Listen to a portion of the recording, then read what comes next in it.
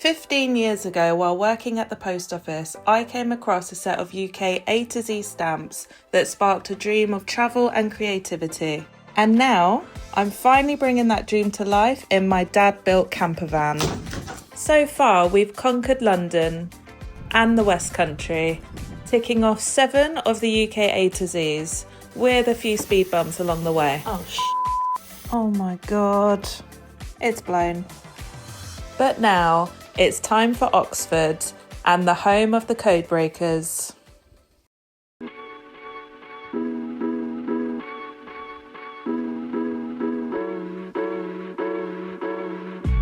Back on the road and setting off for another A to Z quest.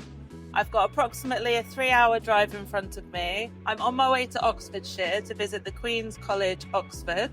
And then I'm driving to Milton Keynes to go to Station X, Bletchley Park, which I am really looking forward to. Somewhere I've always wanted to go to. But I should be excited about all of the A to Zs because none of them have disappointed so far. They've all been really interesting, really inspiring, really historic. So I think just going forward, I'm just going to be excited for all of them. But Bletchley Park has been on my to-do list for a long time.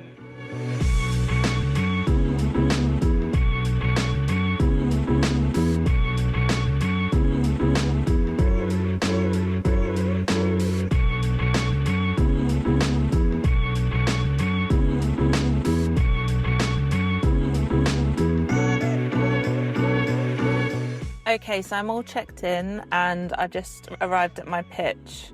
They didn't have any pitches available with electric hookup. I knew that before coming here. This is the first time I've ever stayed anywhere without electric. So I'm going to be relying on my 100 amp hour lithium battery, my solar panel, my gas for heating and cooking. And my dad's let me borrow something pretty cool, which I'll show you later. So you have to pay for showers here. So it's £1 for 10 minutes in the shower. And I had no change, but he must be prepared, that guy in reception, because he was like, oh, I'll add £2 onto your bill, and he's given me £2, so legend. Let's take a close-up of our park up. Park up closer, we're finally here.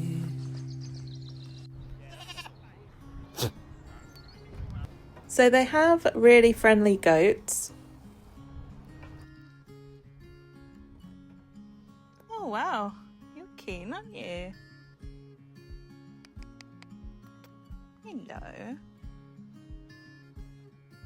Wow, look at your horns.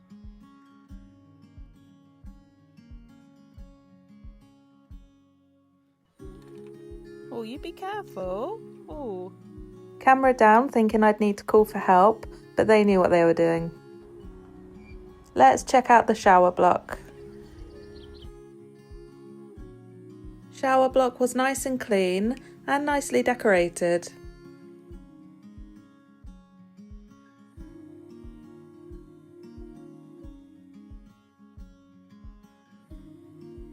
So this is where the pound coin goes in for the shower. I found the temperature control on this shower quite unreliable.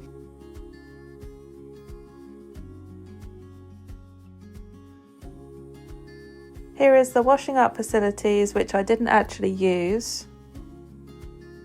And lastly, the water point. It was quite basic, but it did the job.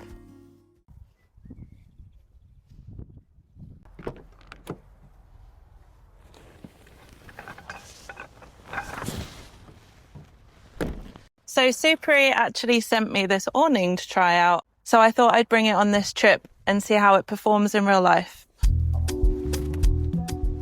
I just hope I can put it up by myself.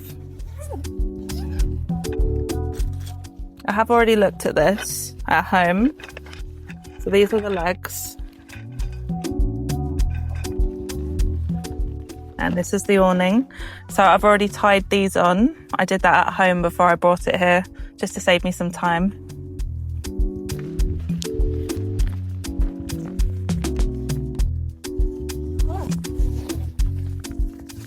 So far, so good. Yes, the compatibility with the Vamoose awning rail is perfect.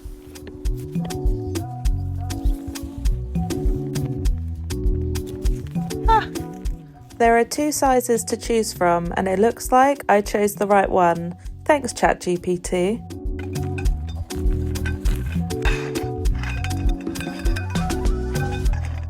This is really good quality, by the way. Nice strong material. These bits go on top because they go through the hoops. And then there also is a bottom because it has feet. So you just got to find the middle ones.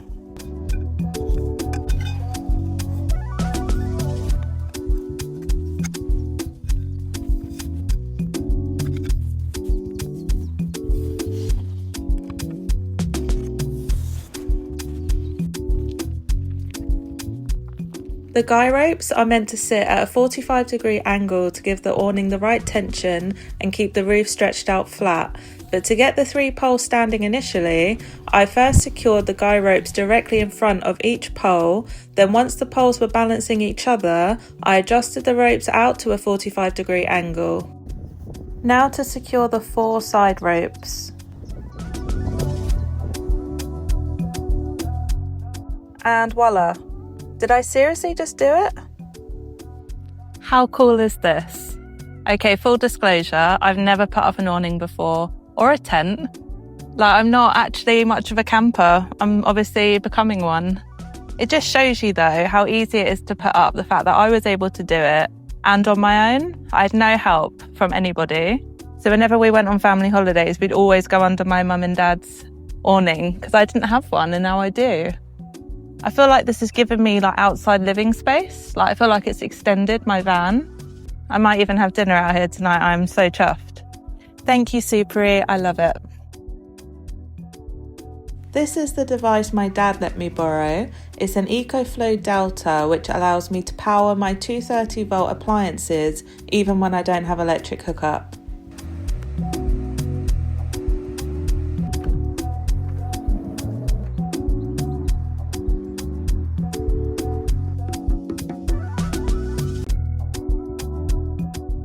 Well, this has certainly opened a new door for me moving forward.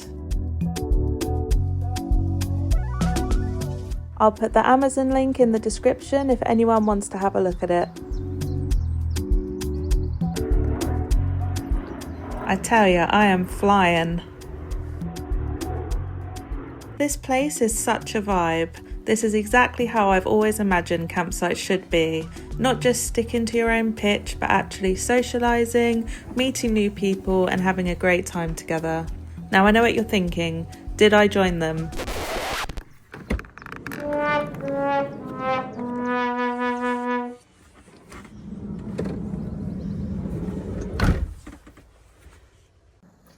Yeah, so I'm an extroverted introvert. It makes sense to me, and in my defence, I just had my shower and I was in my PJs.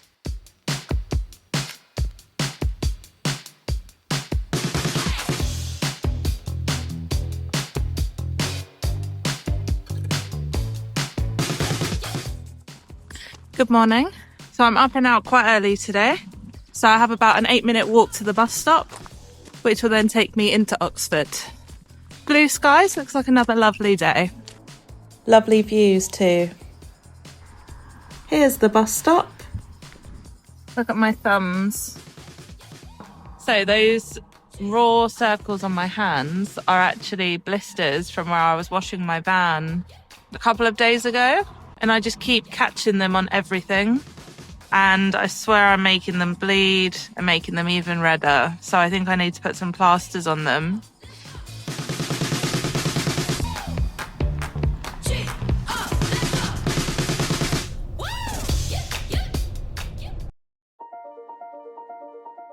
I've just arrived in the stunning city of Oxford.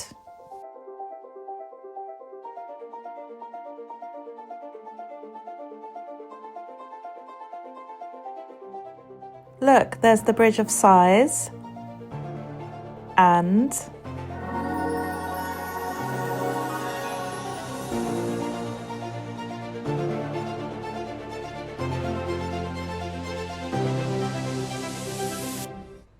yay, I made it to the Queen's College in Oxford.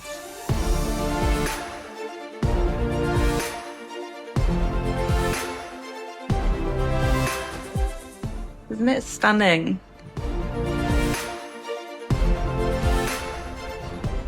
No tours, unfortunately. Apparently they have an awards evening tonight and they're hosting a bunch of potential new students. Now, I asked if they could do a tour during the week, say next week, and they said they don't actually do tours here, but I think I'm happy with what I've seen here today. I mean, I've got the picture that's on the stamp right behind me. I've done a bit of walking around. It's a bit like Downing Street, I suppose. Yeah, I'd say so. I mean, I suppose I could enrol here, but that seems a bit excessive.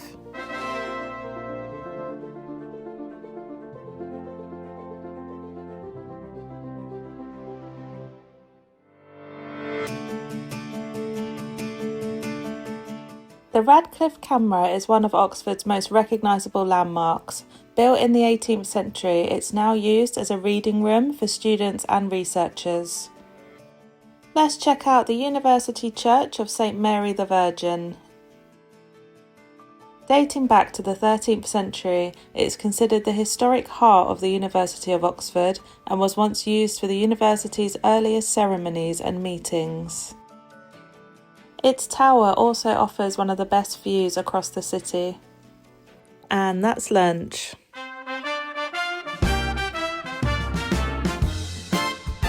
Quad Restaurant and Bar is a popular Oxford restaurant set inside a former bank building on the High Street.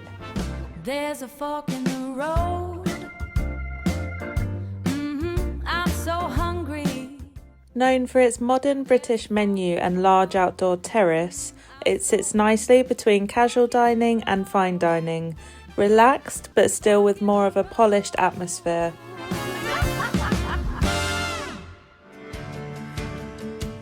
Let's check out the covered market. It's been trading since the 1770s and is such a cool place to visit, full of independent shops, cafes and small local traders. Next time I'm back in Oxford, I'd love to spend some more time here and try some of the food spots.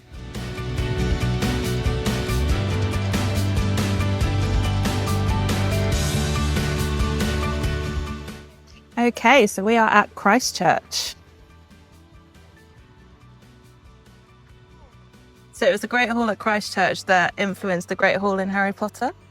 So unfortunately, there's no tours available until Monday. And it's Saturday today, and I'll be at Bletchley Park tomorrow. So my advice to you would be to book everything in advance because everything sells out very quickly, especially on a bank holiday weekend. But thankfully, I have booked a tour, something I stood in line for 45 minutes this morning.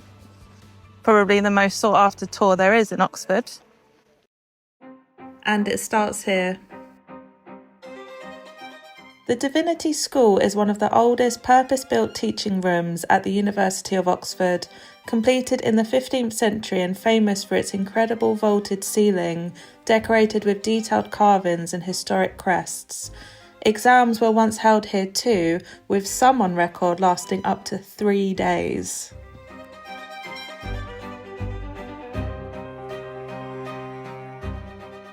Upstairs is the historic Bodleian Library, one of the oldest libraries in Europe and home to millions of books collected over centuries, including rare early editions of Shakespeare's works. Do you recognise this library from Harry Potter? Lastly, the Convocation House.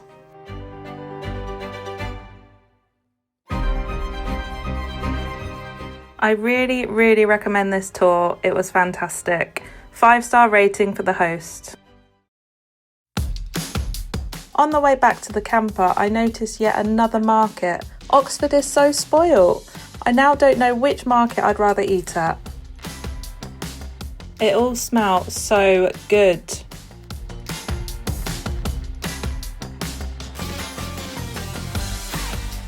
This place is buzzing.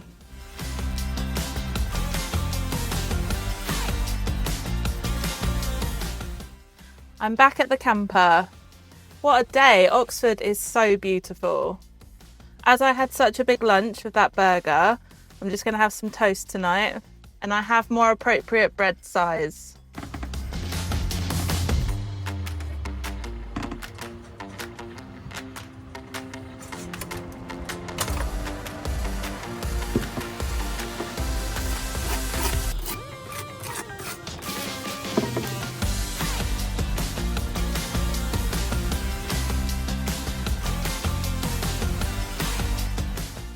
But yeah, what a day.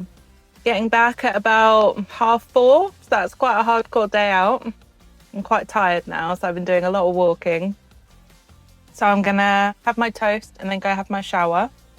The showers are so weird. Like, you literally have to put your pound coin in and then the 10 minutes starts immediately. So you kind of have to just like jump in and just start showering. Especially someone like me, like I do take quite a long time in the shower, which is why I don't tend to use my campervan shower. So I literally made sure like all my toiletries were all lined up ready. I got undressed and had my towel around me ready to put the pound in so I could just literally jump in. Yeah, it's all about making sure you have enough time. And I can't really film it. It'll just be too difficult. Maybe I can. You can.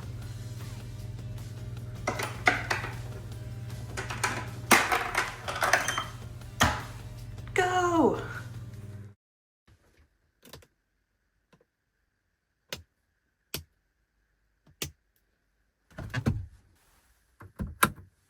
Good morning, everyone. So I'm leaving quite early today. I'm going to head to Bletchley Park. Jack's going to meet me a bit later on for a surprise I have for him on Monday.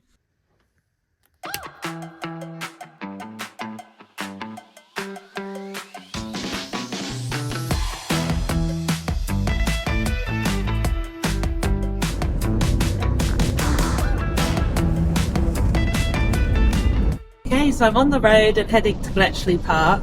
This is somewhere I've always wanted to go to, like since learning about Alan Turing and watching like The Imitation Game with Benedict Cumberbatch and Keira Knightley, like such a good film. I've just always wanted to go and I just never have. So really looking forward to this. I can see the sign.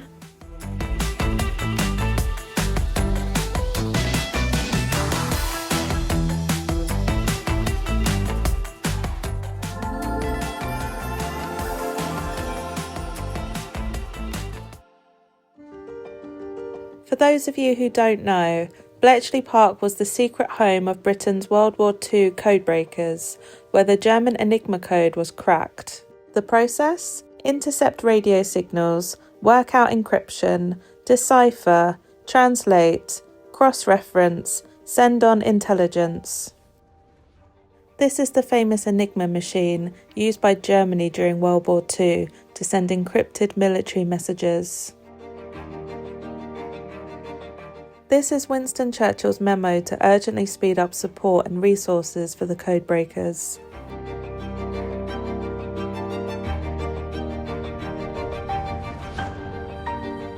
Here I am on a simulator searching for radio signals, then matching the Morse code to the correct letters.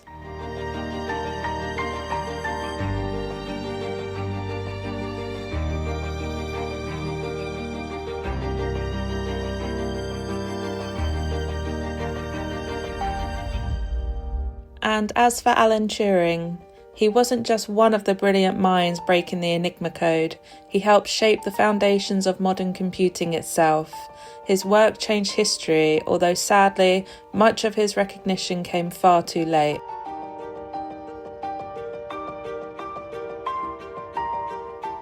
In 2009, the British Prime Minister issued an official apology for the way Alan Turing was treated after the war, despite everything he had contributed to Britain and modern computing.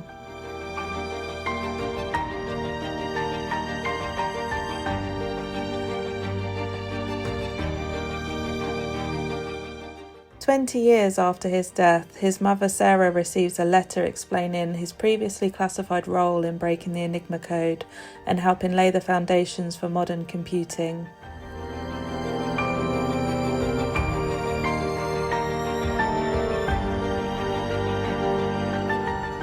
This is a recreation of his work that not only helped shorten the war, but also push forward modern technology.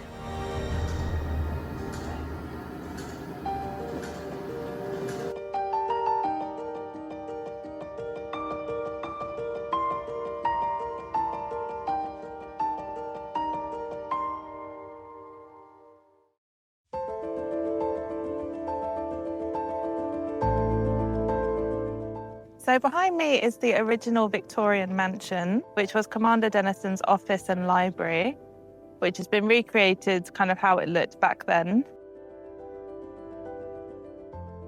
What I also found really interesting were the strict security posters around the workspaces, constantly reminding staff to keep everything secret.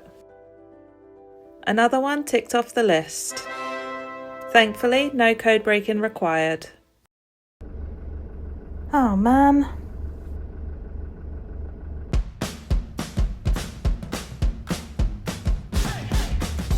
Had to take a little detour on the way to pick Jack up at Woburn Safari Park.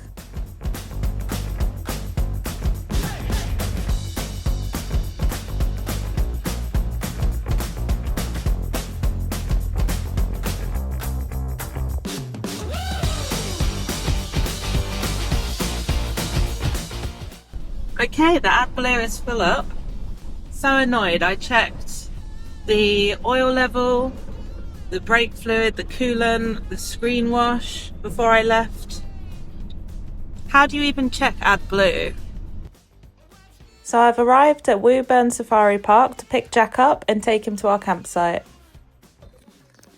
Look at how sweaty he is. Jack, what have we been doing?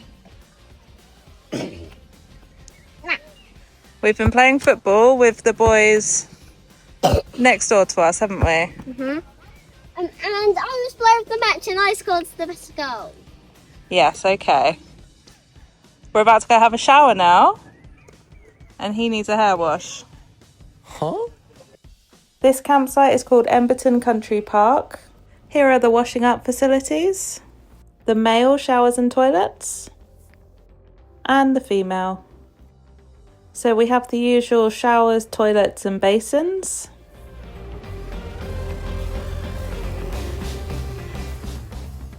The showers had no temperature control, the water was boiling hot and it literally scalded us.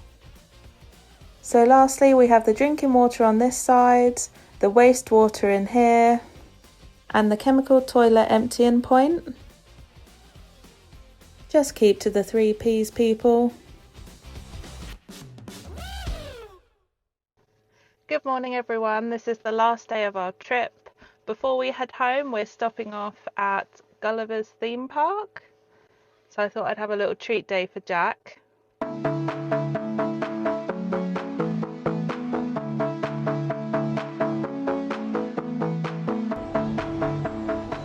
We're on the Jungle Safari River Ride.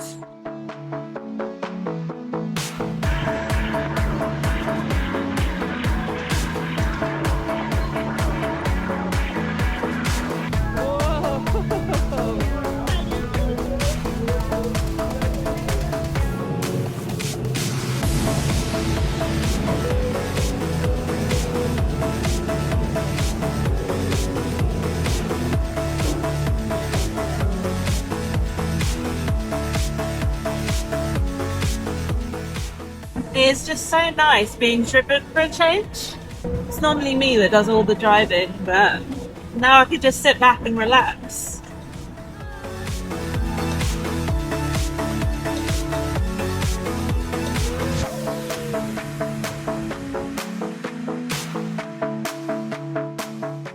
So Jack wouldn't go on the runaway train. This was the best I could get us on.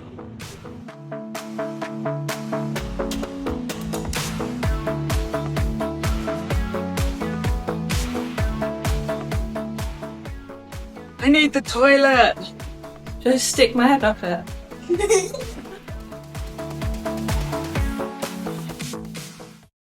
Oh, another great trip. Gulliver's theme park is a great place to take kids Jack's age. Jack was a bit nervous when I told him we were going to a theme park because I think he just assumed there was going to be really big roller coasters and it would be quite scary because obviously he is only 7. But Gulliver's theme park is very age appropriate. So I recommend it to anyone who has kids around Jack's age. We were able to tick off another 2 A to Z letters. And guys, that's 8 letters ticked off and 9 overall with the Government House. We are doing well. Our next episode is going to be a big one as we head to the north in an attempt to tick off 4 A to Z letters whilst travelling the furthest distance we've been so far on our A to Z quest. Hope to see you there. Mwah. Autography, show us what you see.